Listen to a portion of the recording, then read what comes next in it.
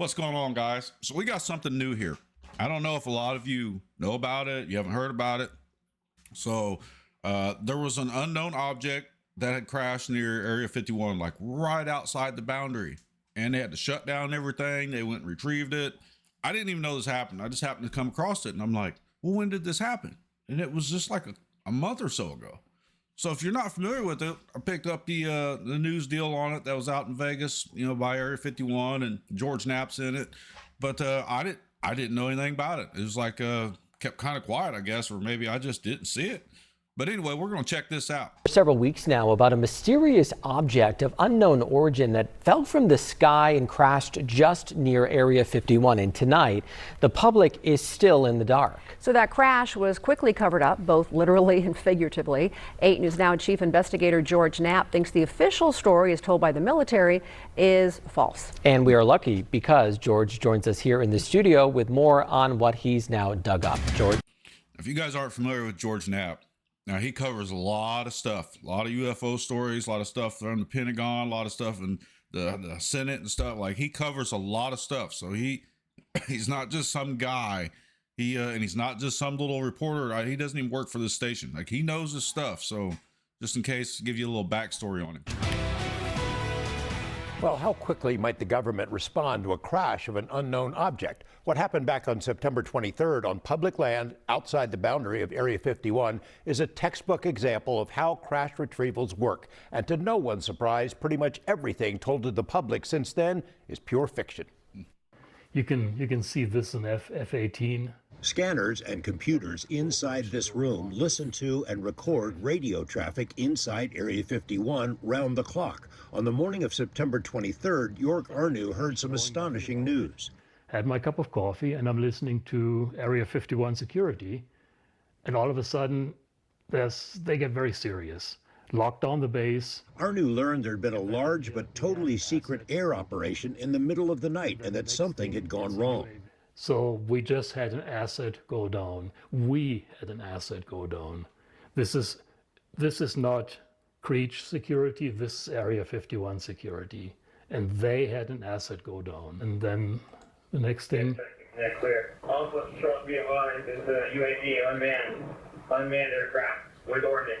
He picked up details about strict security measures which were implemented almost immediately. Not only was Area 51 itself locked down, but within a very short time, so too was a large swath of the Tikaboo Valley. It became clear that some kind of craft had crashed miles outside of Area 51's boundaries on public land adjacent to Highway 375, also known as the ET Highway.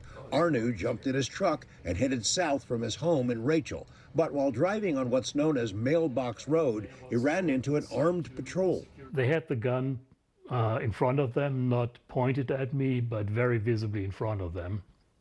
And it was clear they meant business. He backtracked and headed south on the ET Highway to Groom Lake Road, the main entrance to the base. It too was blocked off by sheriff's deputies and military security. A military helicopter with an attached basket was sitting there, presumably ready to haul out wreckage of something. Now, if you was gonna, let me go back, just that spot. That's not a helicopter that carries, it's not like a Chinook. It doesn't carry heavy objects. It looks like something the Coast Guard uses.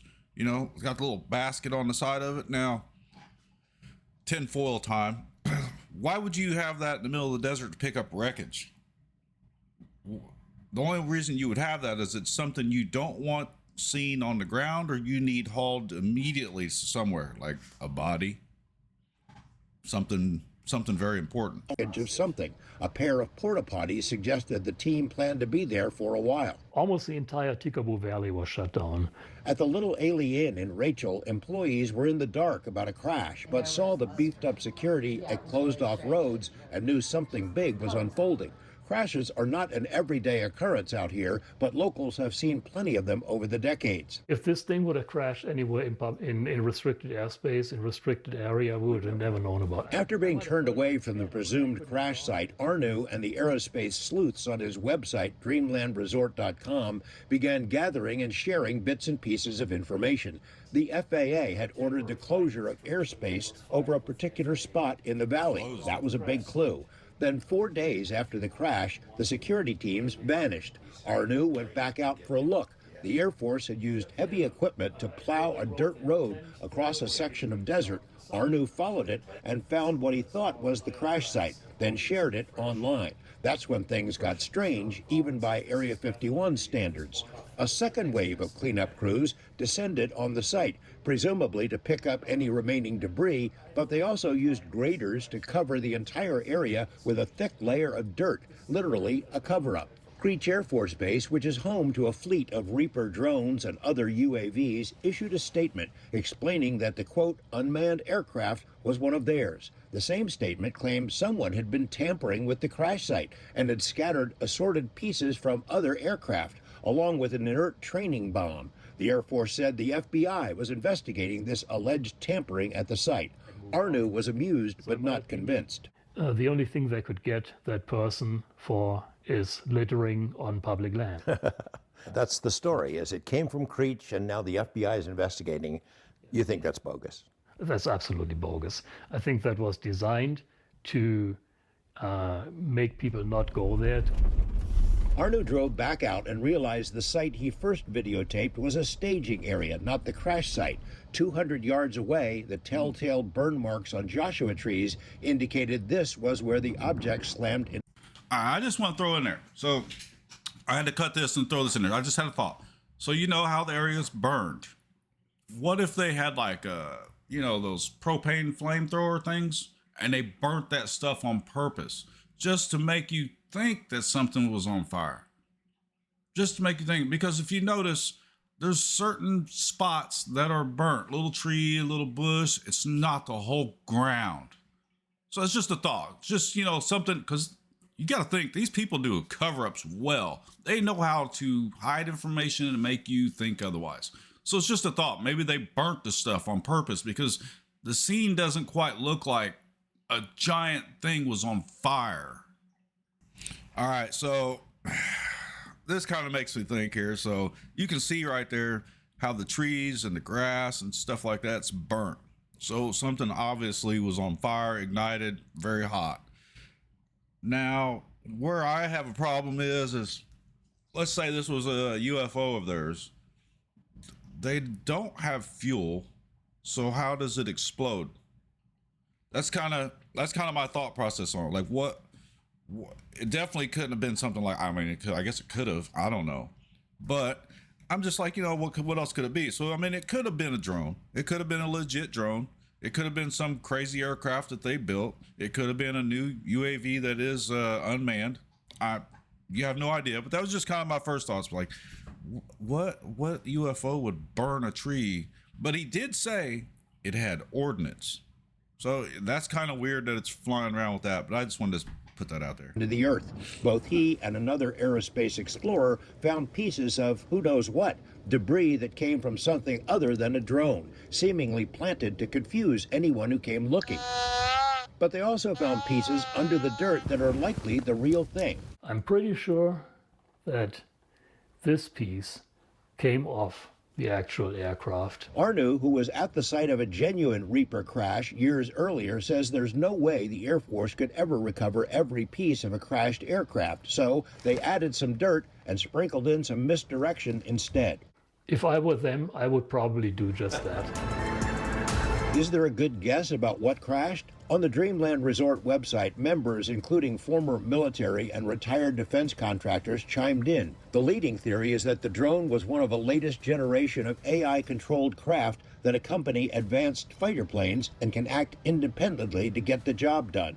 The Next Generation Air Dominance project is the big thing at Area 51. So the pilot flies along and says, hey, there's a target on the ground, drone 1, go check it out, and if it's a bad guy, take care of it.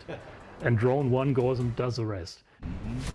If the military wants to keep a secret about strange things that fall out of the sky, they have many tools at their disposal. Lock down the base, seal off the public land, put out a cover story, sprinkle some disinformation over the whole thing. Arnu says the middle-of-night operation that ended with the crash is one of the biggest he's ever heard of, nicknamed Black Flag. He has a good idea which hangar at the Area 51 base houses the unknown drones, but is not willing to say more. It is, after all, almost 3 years to the day since FBI agents kicked in the door of his home and carted away his computers and cameras. No charges have ever been filed. Back to you.